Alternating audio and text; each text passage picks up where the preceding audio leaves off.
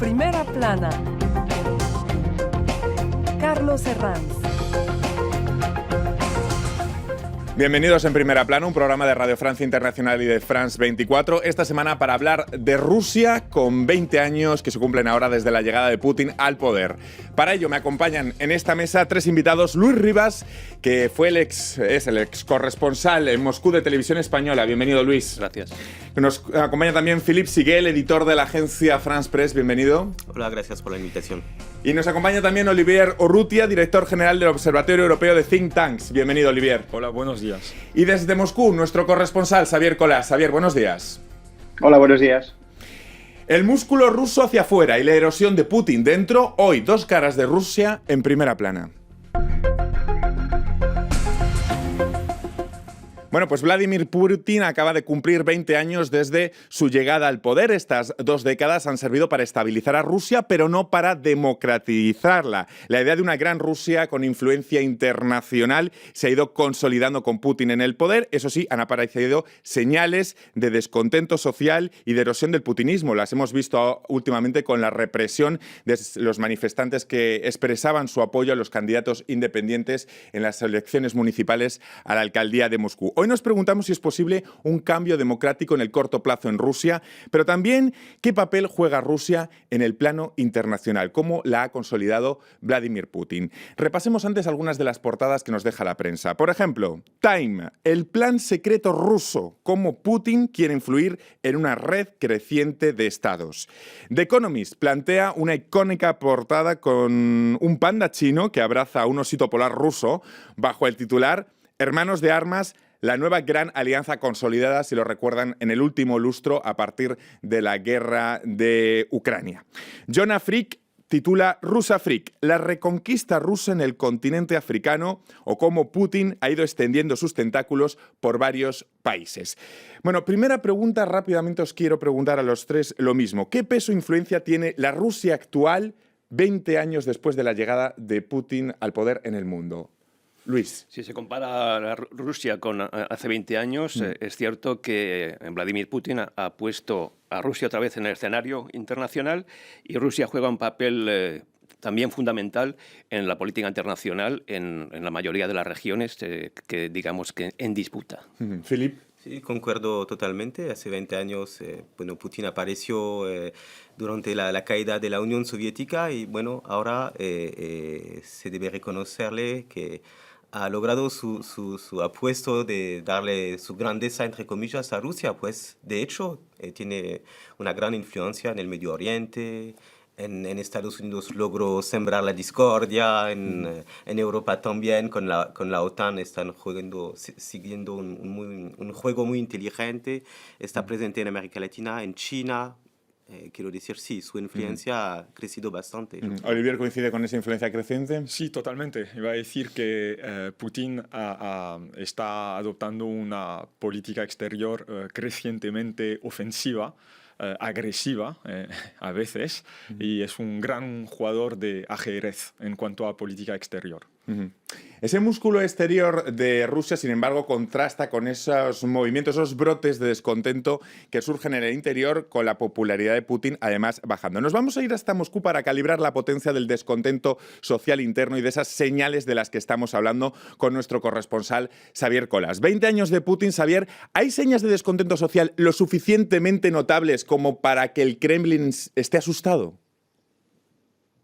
Sí, yo creo que hay unas señales claras, sobre todo en algunas ciudades grandes como Moscú y San Petersburgo, para el que el Kremlin perciba que hay algunos cambios, que no es la misma Rusia de hace 10 años. La principal razón es que hay un cambio generacional. Ya empieza a tomar partido en la sociedad, a votar una generación que no recuerda las turbulencias de los 90 y que por eso no tiene tanto miedo al cambio como los más mayores. Y también porque hay un cierto desgaste y un cierto hartazgo al que ha contribuido decisivamente esta crisis que ha afrontado el país con el descenso del precio del petróleo y también con el peso de las sanciones que también han hecho daño, y también porque son ya 20 años bajo el mando de Vladimir Putin con pocas reformas, sobre todo pocas reformas enfocadas a la apertura, no solo la apertura política, sino también una muy modesta liberalización económica.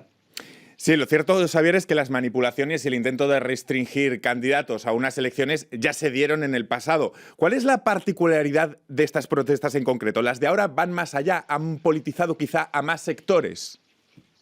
Sí, lo has dicho muy bien. Estas maneras de actuar del gobierno tratando de controlar no solo la acción política del gobierno, sino también la acción de la oposición, es decir, quién se puede presentar y quién no, es algo que siempre ha ocurrido. Lo que ocurre es que ahora concurren muchísimos factores. Uno de ellos es Internet, es decir, ahora desde una posición en la que no concurres oficialmente, es decir, aunque no te dejen participar, puedes seguir teniendo influencia sobre el electorado. Y esto es lo que se ha hecho esta vez. Desde la oposición no les han dejado participar a los candidatos independientes, pero han conseguido desde las redes sociales teledirigir el voto. Eso es algo que era imposible hace 10 años, no hablemos hace 20. Y por otro lado, también es verdad que cada vez hay menos miedo a la policía y a la ley. Un detalle muy llamativo para cualquiera que empiece a cubrir información de manifestaciones aquí es como la gente se hace selfies dentro de los coches policiales cuando son, de los furgones policiales cuando son detenidos. Creo que es una actitud que no se daba en la Unión Soviética.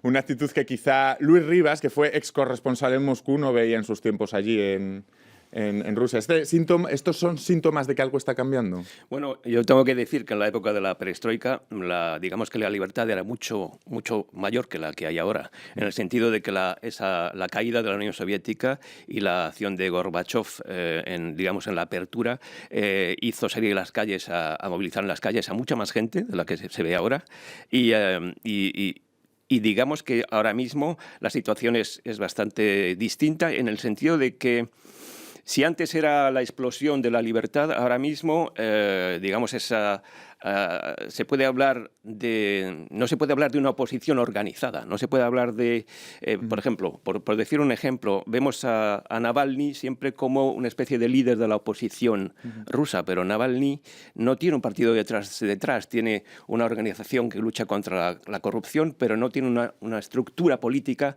como para, digamos, actuar como fuerza política nada más que de protesta. Y hay que tener en cuenta también que incluso el partido, digamos, más liberal que luchaba o que lucha contra la política de Vladimir Putin era Yabloko.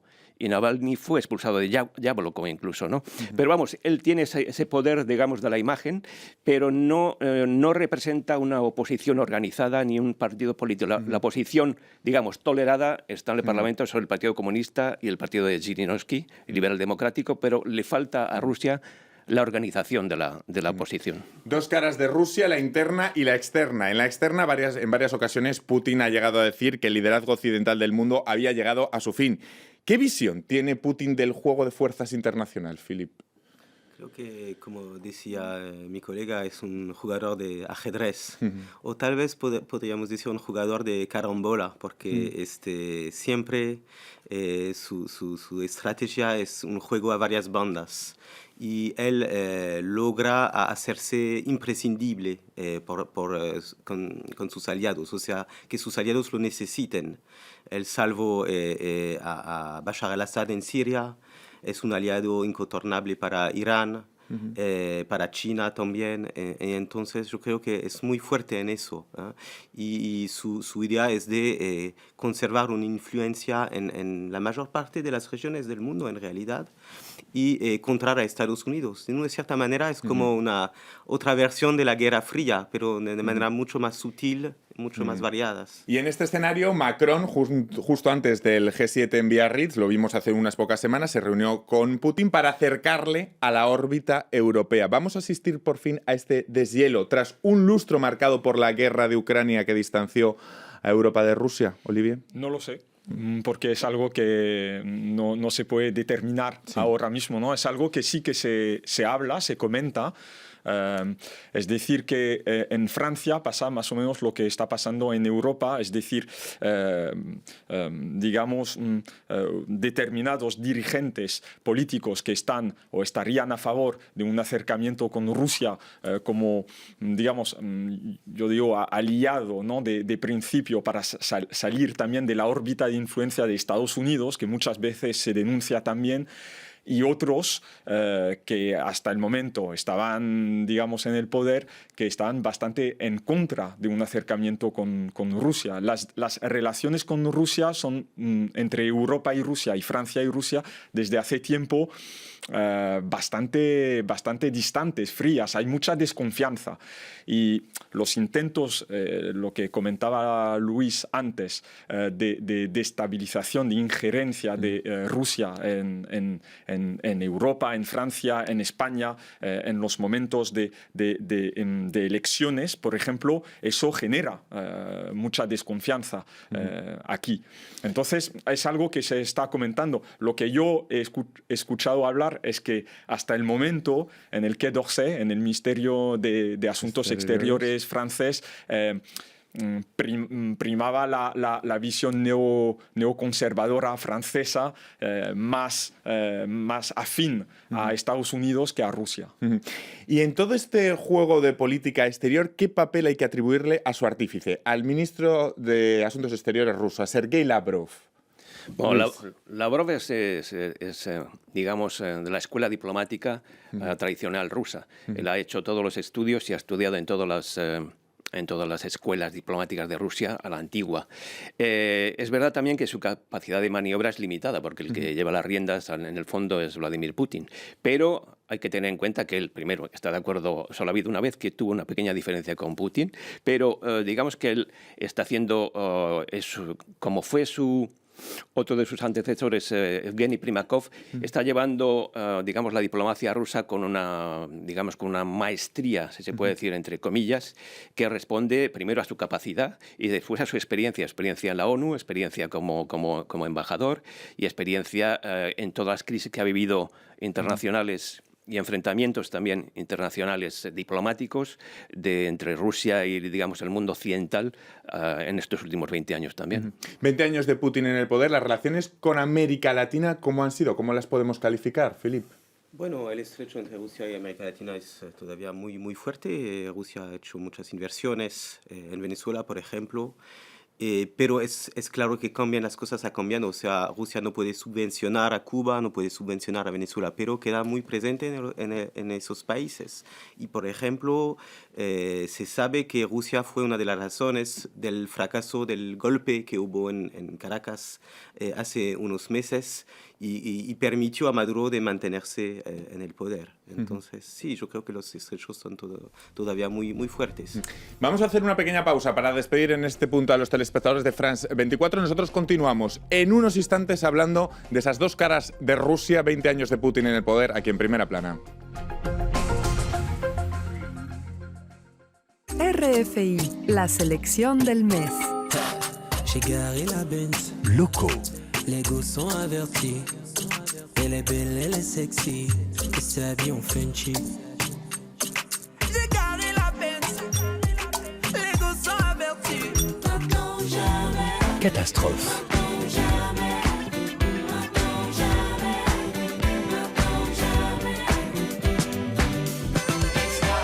RFI. En Primera Plana, hoy hablando de esas dos caras de Rusia con 20 años de Putin, desde la llegada de Putin al poder. Estábamos hablando, por un lado, de ese artífice, de Sergei Lavrov como ministro de Asuntos Exteriores, y también estábamos comentando con Filip ese balance que hacíamos de la influencia de Putin en América Latina durante estos 20 años. No sé por dónde quieres retomar, Olivier. Sobre Lavrov, Luis sí. lo ha explicado muy bien. Yo coincido totalmente. Es decir, que Lavrov sí que es de la antigua escuela. Coincide mucho en esto también con Putin, es decir, con esa formación académica, cultural, política a la antigua. Coincide con la visión de Putin de volver a situar a Rusia en el escenario internacional y hacer de Rusia una potencia, lo que nunca tuviese que dejar de ser, según su punto de vista. Y es verdad que Lavrov goza de un respeto o casi de una admiración de sus homólogos, hasta occidentales, sí, que le llaman, como su antecesor Molotov, el Mr. Niet, es de Mr. No, porque se valora su capacidad de enrocarse en posiciones bastante digamos, determinadas y resistir o promover los intereses rusos de forma realmente bastante ofensiva. Entonces sí, Lavrov, yo creo que es verdad cuando Luis dice que el que lleva las riendas es Putin, pero Lavrov tiene, digamos, por su experiencia, su pericia en el dominio de las relaciones exteriores, un papel, yo creo, fundamental a la hora de aconsejar también al Kremlin. No nos olvidemos que la diplomacia rusa es también una diplomacia militar. La dimensión militar es muy importante. Por ejemplo, las maniobras conjuntas con China, en la zona del mar de China, es algo muy importante que pone Estados Unidos en dificultades.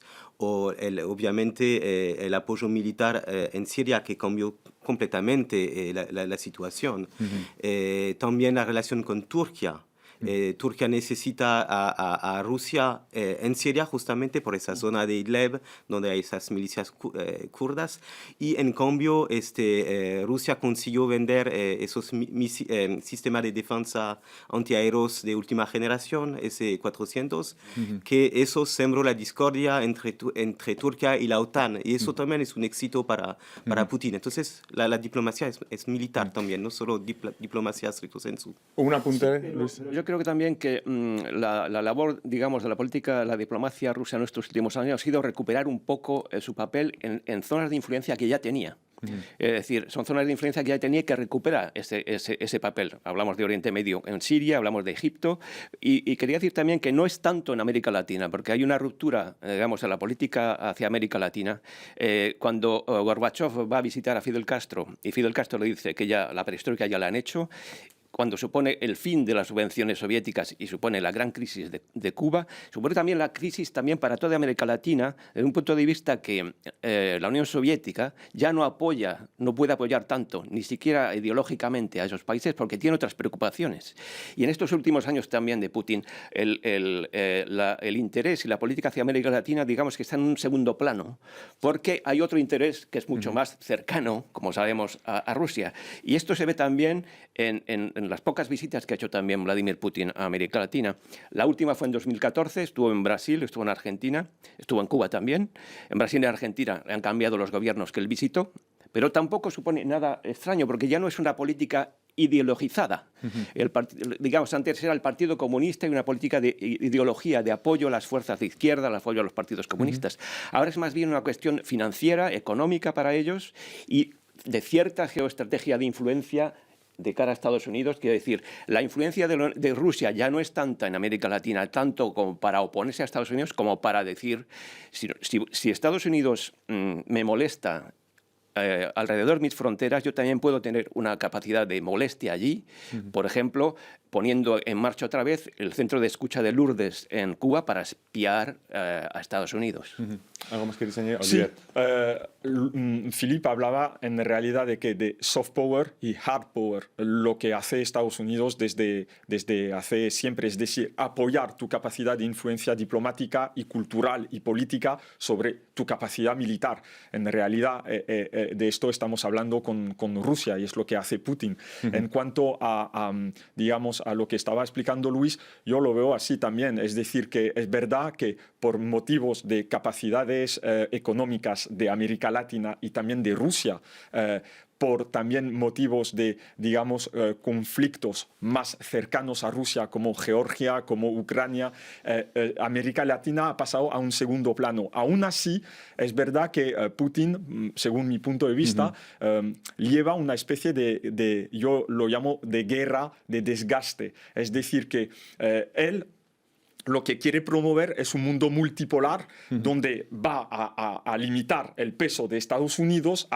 pasando alianzas bastante oportunas con China, con Turquía, con otros países, y América Latina, si le sirve para desgastar la influencia o el peso de Estados Unidos en política exterior, lo va a hacer, pero tampoco es su prioridad. Pero porque el pragmatismo nuevo, aparte, ya no hay ideología, es un pragmatismo que en el sentido de que él puede apoyar en un momento dado a Maduro, pero no va a poner toda la fuerza en Maduro porque él sabe que Maduro digamos, su situación no es fácil. Y otro ejemplo claro es que ahora mismo para Rusia, en mi opinión, da igual quién esté en Brasil, si es Lula, Dilma o Bolsonaro. La prueba es que con Bolsonaro, esa nueva, digamos, los neoconservadores rusos que hablan digamos, de religión, de valores morales, de familia, de patria, digamos, de rechazo a toda la apertura a, digamos, a cuestiones sociales como la homosexualidad y todo esto, coincide mucho más Rusia ahora mismo con Bolsonaro que con la izquierda brasileña. Es decir, el pragmatismo como criterio número uno a la hora de dirigir cualquier tipo de política exterior. Vamos ahora de nuevo a la parte complicada para Putin, a esos movimientos de descontento internos. Personaje de la semana.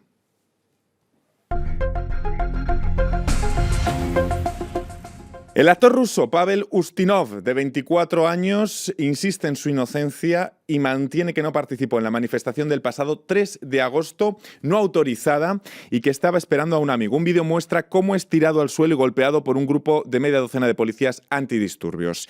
Activistas y figuras prominentes piden su liberación. Un tribunal de Moscú condenó al actor a cumplir 3 años y medio de condena a pesar de los pedidos de activistas. Luis, ¿estamos ante la mayor ola represora desde la llegada de Putin? Bueno, si consideramos también 2011, ¿no? Sí, no, yo creo que hay una cosa que ha cambiado.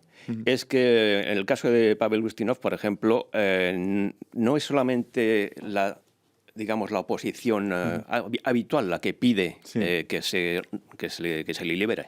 Hay también sectores próximos digamos, al régimen que están pidiendo, parte de la Iglesia Ortodoxa, parte incluso de los periodistas más conocidos de cadenas muy pro-régimen también. Hay un cambio. Es decir, hay un cambio también, digamos, en que, como pasó con el periodista Golunov, que hubo tal reacción de prensa, no solamente de la prensa de oposición, de una prensa, digamos, de los periodistas como corporación, que al final fue liberado también. Es decir, hay, digamos, esta contundencia que hemos visto en las manifestaciones, hay personas arrestadas, en este caso como Ustinov, pero también había una cierta reacción, incluso, digamos, no solamente de la oposición que se ve en la televisión. Vamos a ir en este punto de nuevo a Moscú con nuestro corresponsal, con Xavier Colás, porque nos gustaría trazar el perfil de esos manifestantes. Xavier, ¿cuál es ese perfil? ¿Hay menos miedo a salir a la calle ahora que antes? Cuéntanos.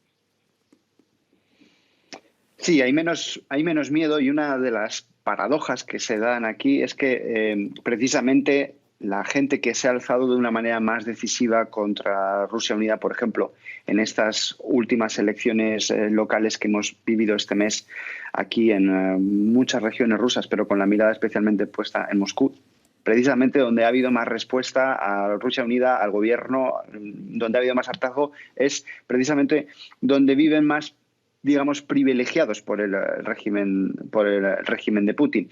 Vladimir Putin durante los últimos años ha hecho, a través de la alianza que tiene y la proximidad que tiene con el alcalde de Moscú, con Sergei Sobyanin, una apuesta clarísima por Moscú, y lo ha convertido en el auténtico escaparate del país. Ahora mismo las diferencias en cuanto a infraestructuras y en cuanto a calidad de vida son abismales respecto a otras regiones rusas, que es verdad que tienen algunas ciudades que van mejorando. Precisamente esos mimados, digamos, por el régimen, que han vivido aquí pues todos los partidos o los partidos más importantes del Mundial, han sido los que con más fuerza están contestando. Además, es gente que sufre menos la presión gubernamental. En muchísimas ciudades rusas sí que es más fácil controlar que la gente vaya a votar, que vote por determinadas cosas, por ejemplo, las propias empresas. Mientras que aquí no se sufre esa presión. Hay frustración porque no permiten presentarse a los candidatos independientes, pero ellos mismos pueden elegir a quien quieran. Así que ese perfil, quien lleva la voz cantante en las manifestaciones, es sobre todo licenciados, gente con estudios universitarios, con un nivel económico que no es malo y con bastante capacidad de viajar, que ha viajado bastante fuera. Es decir, no precisamente los más oprimidos y los que peor viven en Rusia. Muchísimas gracias, Xavier. Asentaba con la cabeza Luis Rivas, es corresponsal de Moscú. Lo que dice Xavier es, por supuesto, tiene toda la razón, pero es que además esa clase media de la que habla Xavier, hasta ahora no, digamos, había pensado en hacer dinero, en poder hacer dinero digamos, sin ninguna cuestión peyorativa. Sí, sí. Poder sacar a sus hijos a estudiar al extranjero, porque eso tiene mucho prestigio para ellos, poderles enviar a Gran Bretaña o a Francia a estudiar a Estados Unidos. Y durante esa época que han tenido ese periodo que ha sido la economía un boom, no han protestado, digamos que no les interesaba tanto la cuestión de, digamos, democrática, de la vida democrática, como ahora. ¿Por qué? Porque ha habido también una bajada también de esos beneficios económicos y ha habido una estagnación, digamos, de los salarios también. Philippe, ¿qué visión tiene Putin de la Rusia del futuro? La pregunta es saber qué piensa Putin de la Rusia sin Putin. Y Sí. la verdad, ¿Cómo será la Rusia post-putiniana, por llamarla? Honestamente, francamente, yo quiero que Putin no puede imaginar la Rusia sin Putin. Veremos lo que pasa en 2024, pues no se puede representar. Tal vez va a volver a ser primer ministro como lo hizo una vez. Pero yo creo que realmente no tengo una visión después de él. Yo creo que todavía se quiere aferrar al poder y que se va a aferrar muchos años más. No sé si coincide Olivier en esa visión. Sí, bastante. A ver, saber lo que piensa Putin es muy complejo. Yo no me atrevería, pero su permanencia en el poder tanto tiempo, eso sí que es una prueba de que él, de momento, no se imagina una Rusia sin Putin, sino ya habría podido dejar una apertura o una herencia, el poder a un heredero. No es el caso. Entonces, yo no sé muy bien lo que piensa Putin. Yo creo que de momento se sigue considerando como, digamos, el primer resistente, ¿no? El primer defensor. Quizá de diga, Rusia. oye, mire usted Berlusconi, ¿por qué no yo? 10 segundos me quedan, Luis. Solamente una cosa. Él, de todas maneras, lo que teme es que pase en Rusia, cuando él se desaparezca, lo que pasó con la Unión Soviética. Es decir, que El desmoronamiento. Muchísimas gracias a todos ustedes. Nos despedimos aquí. Ha sido muy interesante hablar de Rusia. La próxima semana les esperamos aquí en Primera Plana. Gracias.